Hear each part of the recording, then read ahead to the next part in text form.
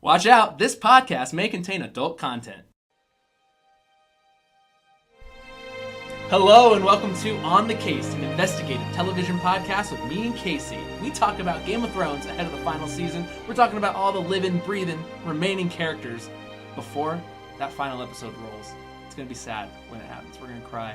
But no need to cry now because we are sponsored by Altered Reality Entertainment. They are the creators of Empire State Comic-Con. You can check them out, escomiccon.com. They got celebrities, artists, vendors coming. Check it out, escomiccon.com. So, me and Casey. I didn't say who me is. I'm Elijah, but that's not important because today we are talking about the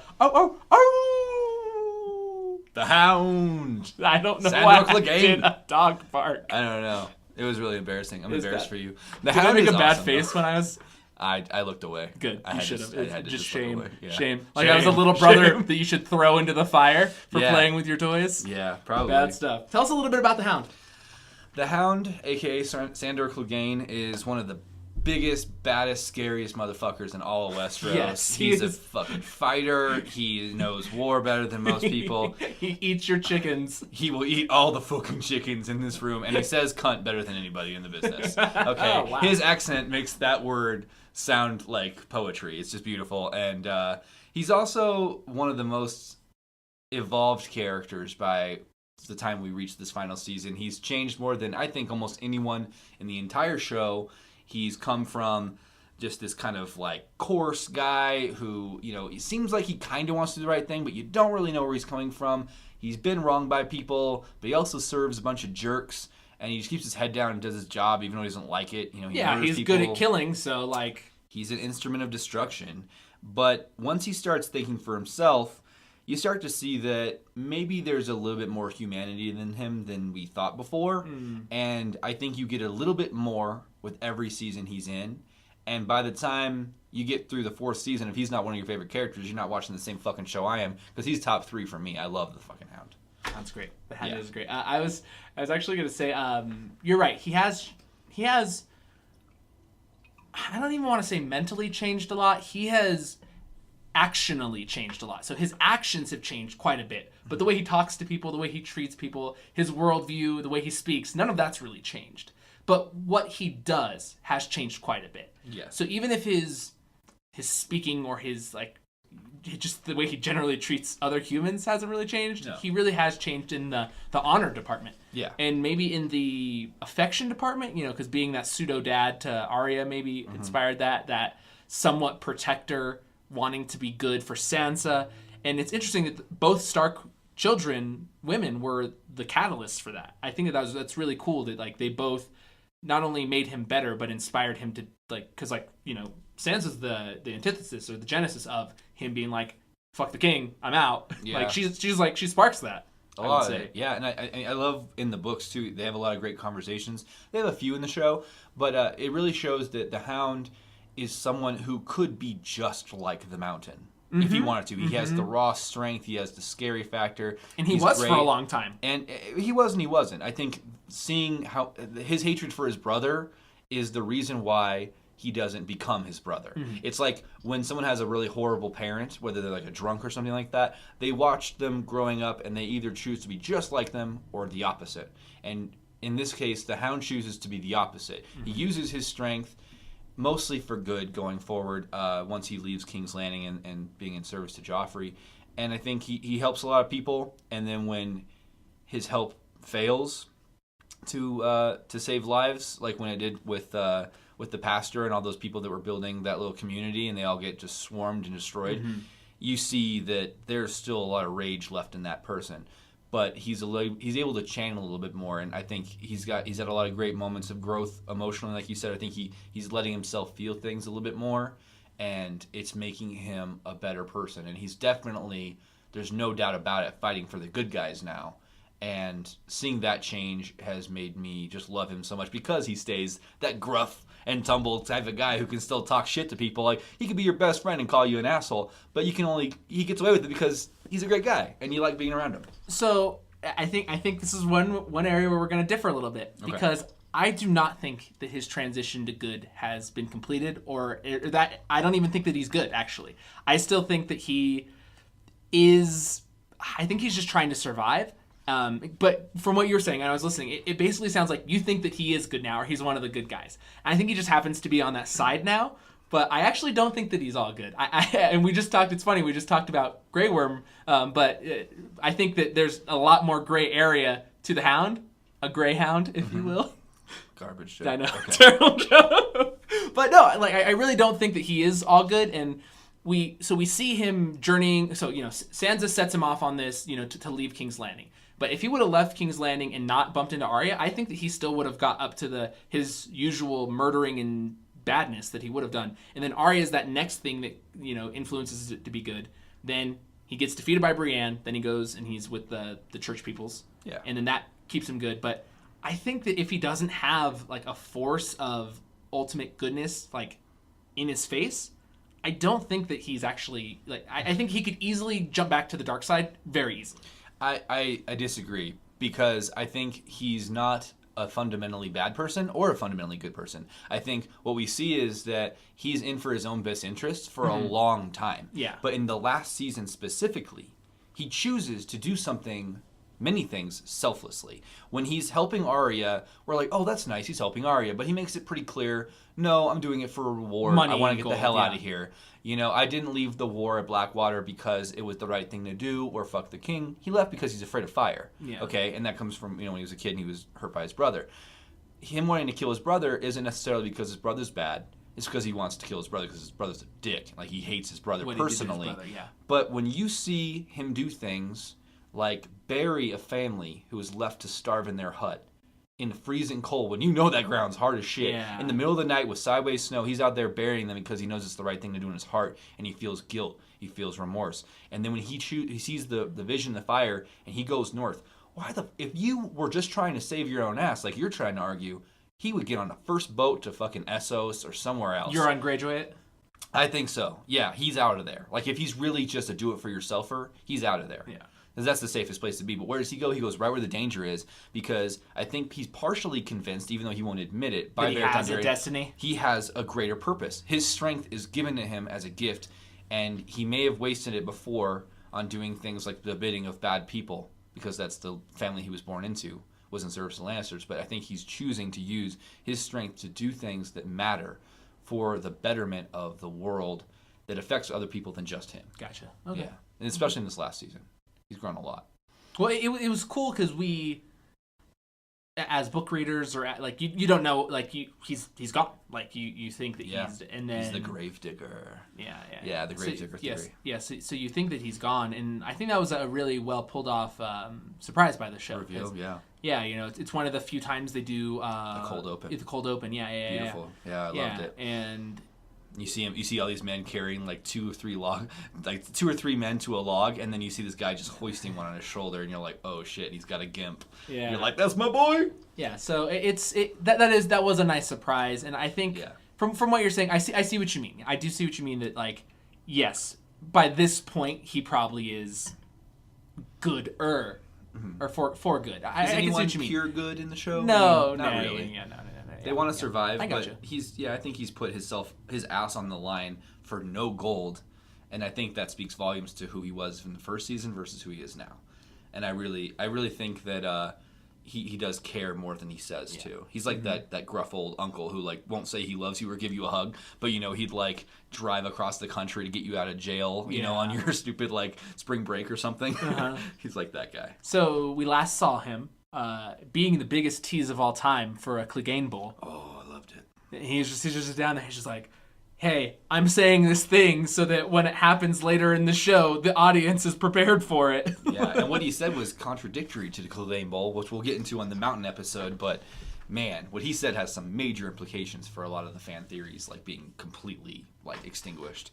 It's pretty crazy. Yeah, I think it's great seeing him go north of the wall, seeing him kind of bonding with Beric and Thoros, and then he's the reason that they were able to bring the White back was just through his raw strength and determination. He better not have left that hammer behind, is what I'm saying. I think he did. I'm be mad about It's that. okay. Gandry can make another one, but he used it to full extent for a long time. Yeah. So we last saw him in King's Landing, hanging out with the crew, delivering the White, and that was a great scene too. Like he just kicks it over, and he's just like, "Oh, is it gonna happen?" And then what they do, the chain pull, and that's all fantastic. But I want to talk about the Hound's specific best moments. Like Yeah. So I'm going to call out one right away. Blackwater, when he cleaves that dude in two. Oh, God. That was just, for me, so crazy. Like, I was like, you know, it's badass and it's amazing, but it's just hilarious. Like, for a dude to just be able to just have a guy. Yeah, I loved it. I think I have like at least 3, honestly, but the first one that comes to mind is eating every fucking chicken in this place. He goes in there, and that's another moment where like he could just like say the few things they want to hear, which is basically like that he's on their side, which he kind of could be or would be or whatever if he was still loyal to his brother in his house. But the fact that he goes, you know what, I don't like the way you're treating that girl over there. I don't know, like the way you're talking about me treating this girl, Arya, next to him, and he's basically just like, fuck you, come at me, bro. And like he just takes them all down, and Arya gets needle back and kills the guy who took it, Polliver, I believe it was. And it's just such a great moment because it's another moment where he's like, he could just walk away. Mm-hmm. And if he was really just like a do it for yourself, or he would just say like, yeah, have fun, you know, raping that girl and taking all their shit, and like maybe I'll join you, maybe I won't, I just need to sleep on it, and he could just leave in the morning. Yeah. But he's not a coward. And in that moment he chose to do the right thing, which was killing these pieces of shit because they're torturing people. Like he might have done some bad things too. Like he took that guy's silver because he knew he was gonna die, which is the same family he buries later. Yeah, which is beautiful symmetry for his character. But he doesn't hurt anybody if he doesn't have to. He really doesn't, except for those guys because they fucking deserved it, and I loved watching it. It was so great. See, you have this rose-colored glasses, like, because the Hound was really bad in season 1, like, really just murdering a kid. What did he do that he wasn't ordered to do? Orders can't be an excuse. I get the whole orders following cannot orders be an thing. excuse. No, but at one point he does walk away. It's okay. Just, and he is a burden to his situation. You know, like I don't know. He does kill the butcher's boy. He does. But he was running, and he had to. He was told to. You know what? I just can't forgive him in the same way I forgive Jamie because he's not as handsome. Oh, God. He's just not hot. He's not as handsome, but he's hilarious. He is. And he's really badass. So I want to bring up one of his best moments. Because all of his interactions with Arya have to be like a top moment, but I really like the one where they're both in the bushes, and they're looking out, and they see Rorge, I think it is. No, that's Polliver. That's right before the chicken scene, because she goes in, and he didn't want to. Remember they're in the bushes looking at him? Yeah. That's Polliver. He has Needle. Yeah, but then when she what sort of cunt names her name? Yeah, and then she he looks down and like the spot where her face was just empty. I'm just like, this is incredible. Like, I just love their interaction. That old school like comedy bit. He's like, are we doing a pit right now? Yeah, that was the most like banana peel slip moment of the show, and I liked it. I liked it too. I liked when I mean, like I said, I could literally go all day with great moments for the Hound because I feel like he is in the position to have great moments. When he leaves and says "fuck the king" and he drinks wine instead of water. Oh yeah. When he tries to save Sansa, when he saves Arya at the Red Wedding, when he realizes what the fuck is happening. Yeah. And he puts a cloak over her and grabs her and snatches her up and time gets out of there. See, you say save. If you're saying this like this is season of Chivalrous Night, he punches her in the back of the head and knocks her out. Because she won't shut up. I know, but still. He saves her life though. Okay. He does. He saves her life and then he lets her go kill that guy and he stands up for her. I'm getting on your case right now because dude, you're like best moment. That time when he punches a little girl in the back of the head, knocking her unconscious to take her away. It was the right thing to do. I know kids can be bastards sometimes. I know. Oh my god. They can. I also love when he stands up to his brother when his brother kills his horse and he's about to kill Loras Tyrell. Yeah. After the whole jousting situation, he runs up and stops him. Like that's a great moment too, just because you're seeing like that he's not afraid. Like he's the only person who is kind of afraid but not afraid to stand up to his brother. And it's a pretty good moment. I love when he sees the fire. When he sees the vision, the fire. Because that's like when he changes into a believer. Yeah, because he's afraid of fire. It's like, before then he's just like, I'll follow you guys because I don't know anybody else and safety in numbers and whatever. You seem like decent guys and I can make fun of man bun over here all day and have some whiskey or whatever. And then he sees the fire and he's like, oh shit. Like he really, like you see it, his eyes glaze over and he's like kind of scared and kind of excited. Because I don't think he's believed in something like that his entire life. Mm-hmm. And to see something beautiful in fire is also kind of interesting because he's afraid of fire. Mm-hmm. So. I was going to say 2 moments of acting. So, like, this is not, like, for the character, but for us as fans and just being, like, that was great acting. Oh, yeah. 2 moments stick out to me specifically. The time when they find out the Lysa Arryn is dead and they're at the gate. Just, like, just his face. Like, because, like, Arya gets a lot of the spotlight in that scene because she does the laugh. But, so like, good. His face... Like, it kind of does it goes through all the emotions of mourning. It's like non-believable, despair. Like it's like I just see it wash over him, Yeah. and I always remember that scene. And I'm just like watching a pile of money burned. Yeah, it's just like this is good acting. And then the other one is when just the piece that's on his face when him and Brienne are having that talk when they're at King's Landing and Like they're a proud having dad.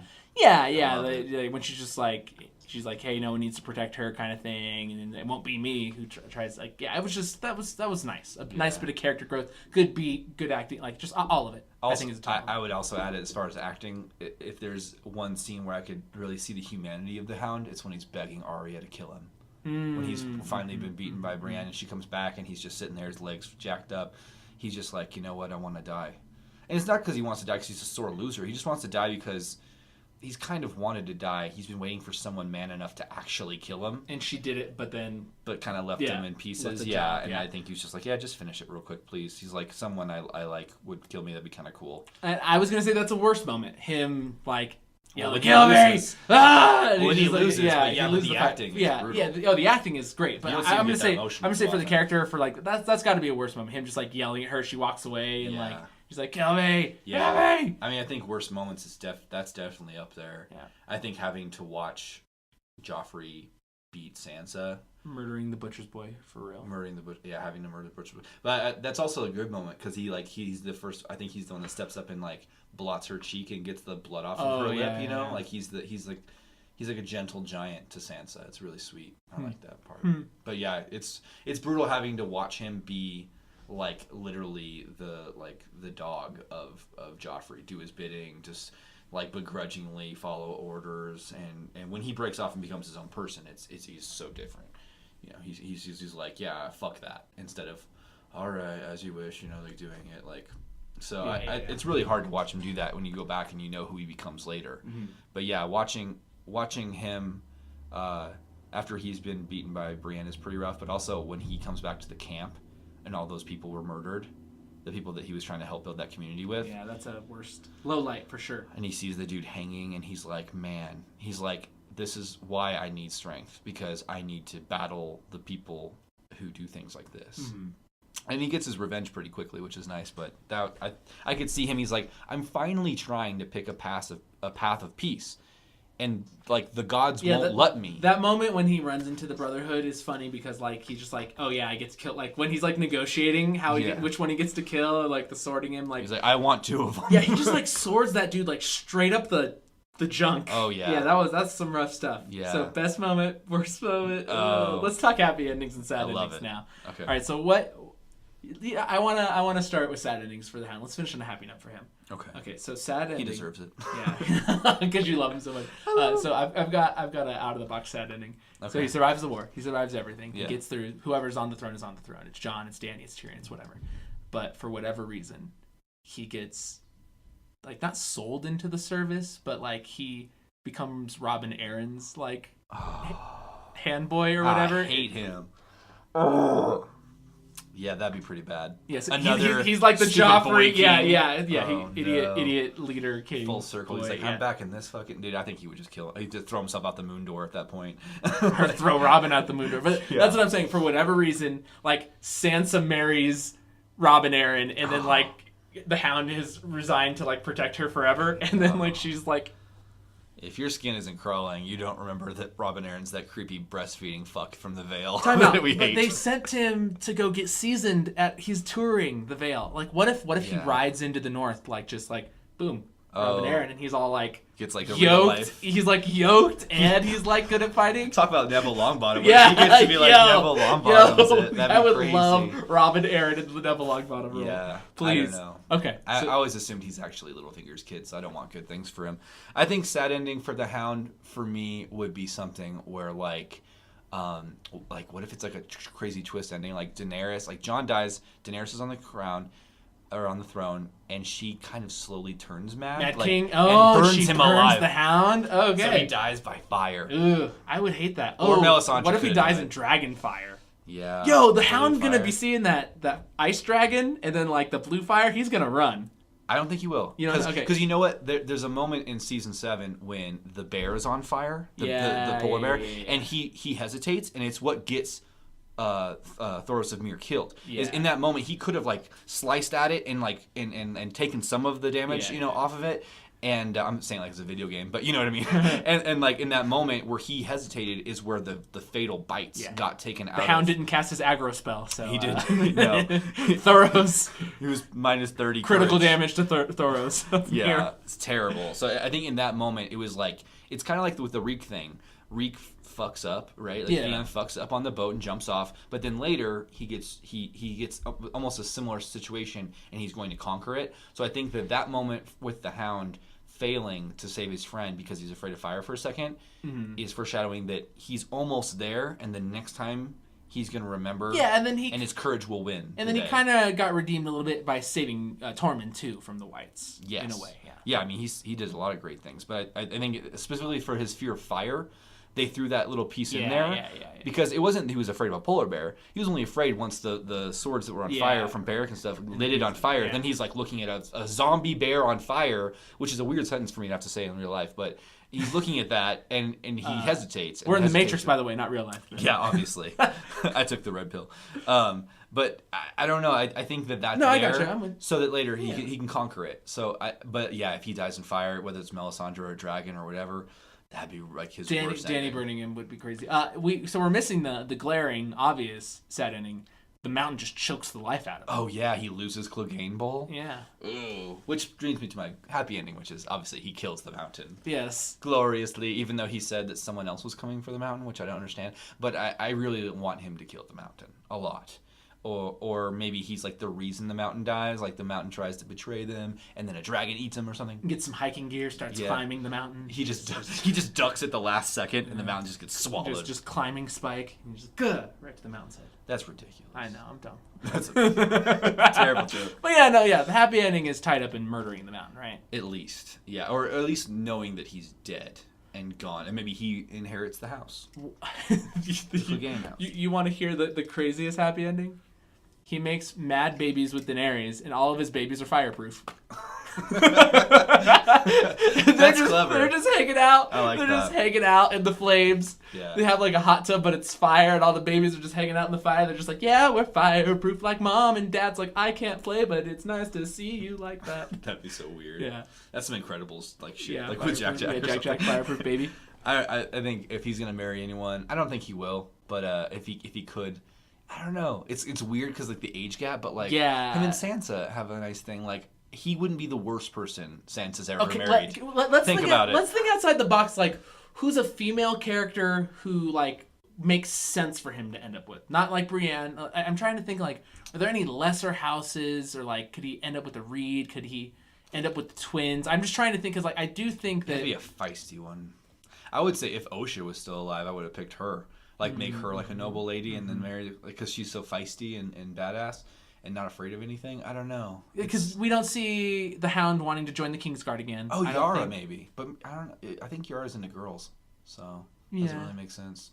Well, okay, she's into both. So, yes, but it's just interesting because I feel like the Clegane line will be furthered, and that's a part of the happy ending, and he does get the Clegane house. I just can't think of any... of the living characters. I know, he's so big and gruff that like it feels weird to give him anyone like that's like a sweet young girl like Sam's sister. No, it doesn't really fit. I think it'd have to be someone we don't know yet. Maybe. Yeah. Okay. Maybe like from another house, like maybe from like a Martell or something like that. It'd be kind of cool, like in Dorne. Okay. Someone that's like raises a warrior. Basically, I was just trying to get to that. I think that by the end of this, he won't be in King's Landing anymore. Like he won't be a Kingsguard or you know what? You just made me think. What? Wouldn't the Hound be a badass commander of the Night's Watch? Yeah, he would. But there might not be a need for a Night's Watch anymore by the end of the show. The wall's destroyed. You're right. They're not going to rebuild that wall. In my head, I kind of think that no matter what, there's going to be people filling the roles that have been filled before. Maybe. I would really like to see the Hound as the Lord Commander of the Night's Watch. That'd be cool. I mean, he would be great if the Night's Watch still had a purpose and the wall was rebuilt. Building the relationship with the wildlings, foraging north, keeping the creatures in check of the north, regulating what comes through the Eastwatch gate, now that it's like this huge hole. Maybe Bran's powers can somehow help them build the wall back. I'd imagine they'd probably try and rebuild the wall. But the only reason you would rebuild the wall is if you don't defeat the White Walkers all the way, you just send them back north like they did last time. Yeah. So they're not all extinct. So then maybe the new commander of the Night's Watch is really just like a border patrol? Yeah. Right? Or like a border... Yeah, that's pretty boring. I don't know. I feel bad sending them up into the cold. I'd like them to go somewhere warm. I'd like them to all end up somewhere nice and warm. Gotcha. Okay. That's not going to work. Fine. All right. So will the Hound live or die? That's hard. Because, I mean, my heart says let him live, but my logic in my mind says he's going to die. I'll say live. Okay. I'll be an optimist this time. Okay. I'm going to go with die, but not before he kills the mountain. I think once he outlives the mountain. If Sandor kills Gregor, I believe that all bets are off after. Like, Hound beats the mountain, all bets are off. He can die in a myriad of ways. Yeah. That makes sense. I like that. Yeah. Yeah, as long as the zombie mountain's not still around kicking shit. Yeah, if we were in Vegas, I'd put money on him dying, not living. For sure. That's just where I'm at with it. Because he's a badass and he's a protector, and if he died... And we had so much trouble coming up with, like, a relationship or a place for him, even, so... It'd be cool if you, like... Because you know, the reason the Cleganes are even a major house is because they at one point helped the Lannisters, and they brought them up to be, like, their secondary house. And they're kind of like the Tarleys were to, you know, the Tyrells. So it'd be kind of cool if Tyrion inherits... Castle Rock and makes it like a wine vineyard, and the mountain or the hound loves a drink. If he's like, just like crushing grapes, like pants rolled up. I don't know. Maybe he's just sitting there like managing shit. I would love him in full chainmail, except for like from the waist down, it's like khakis, and he's just crushing grapes. Dude, imagine like Tyrion. Bronn and the Hound are all just drinking buddies in Castle Rock all the time. Yeah. Oh, no. This is my pitch for a spinoff. It's just it's Hound and Bronn on the road, and they're like detectives and investigating like they're bounty hunters or like whatever. Wow, that'd be funny. Yeah, I mean, I like them a lot, and they've had some interactions, and their sense of humor I think would blend really well. Yeah. Be cool. All right, is he Azor Ahai? No. Although there is some foreshadowing with the Born Beneath Salt and Smoke. He was reborn a little bit. There's some meat on that bone. There is. It's dangling. There is enough for a hound or so. Yeah. I don't know. Terrible. Our jokes. I had to get one. I'll hit stop recording. I don't know. He's not Azor Ahai. No. But it'd be kind of cool if he was. I want all good things for the hound, obviously. Okay, you just love the hound. I get it. Right, sorry. Okay, it's fine. Any other theories for this guy? No, other than I think he will get some sort of Valyrian steel, because he did say to Brienne, I always wanted me some Valyrian steel, because he thinks he's about to kill her and take it. But I don't know. I think that'd be kind of cool. Give him some Valyrian steel and let him. I really want to see him wreck shop when the big battles happen. Yeah. Look, dude, this is all we gotta do. We just gotta trick. We have to have the Red Woman hypnotize him into thinking all the whites are chickens.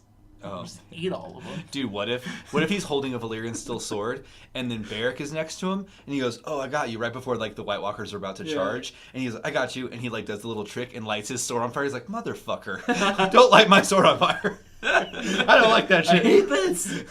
But imagine that would be so wielding with confidence a sword of fire. That would be incredible. Yeah. If Beric dies and like the Hound picks up Beric's flaming sword, I need that. And avenges him. Thank you for that. Yeah, because he'd need it to like burn Beric real quick so he doesn't come back. And then, I want it. I want the Hound with a flaming sword. Full circle stories. That's what we're talking here. I won't be happy unless I get flaming sword Hound. Me too. I want 2 swords. I'm a glutton for flames. What's wrong with Let's do it. I like fire. I love the Hound. I am not personally the Hound, so I like fire. Okay. Yeah. Okay. Yeah. I just love the idea of like the Red Woman hypnotizing him, and like he thinks all the White Walkers are straight up just chickens. And like, I'm gonna get every chicken in this place. And Night King's just holding his hands up. The Hound just like dying on the Night King's arm. He's just turning everyone into Kentucky Fried Chicken. Just kill them. Eat them all. Burn him. I'm gonna eat the whites. That's ridiculous.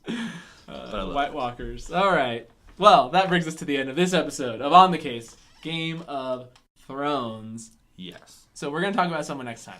We haven't decided this ahead of time. You mentioned the Night King earlier. Do you want to talk about the Night King next time? Oh, that's a big one. That's a big one. All right, let's do it. All right. Night King. Night King? Yeah, you got me really excited about talking about the Night King. We got some juicy theories for you guys. Definitely check in on that one. Okay, cool. As always, thank you for listening to On the Case. television podcast, investigative Game of Thrones stuff happening here. Thank you so much. We are brought to you by Altered Reality Entertainment. They are the creators of Epic Comic Con. Check it out, epiccomiccon.com. Celebrities, vendors. It's a convention, guys. It's a Comic Con. Check it out. It's going to be tons of fun. It's in Atlantic City. It's happening this summer. It's at a resort. It's going to be a party, up against the water. There's the waves. There's the beach. I'm going to get my beach bod ready. Oh, yeah. I'm going to run into the water like it's Narth. Like it's the Summer Isles. Let's do it. I'm going to be Grey Worm peeking on you like you're Nemesete. Please don't. Okay, cool. Avert your eyes. You're like, I'm getting married. What? Please stop. Okay, so thank you for listening. See you guys next time.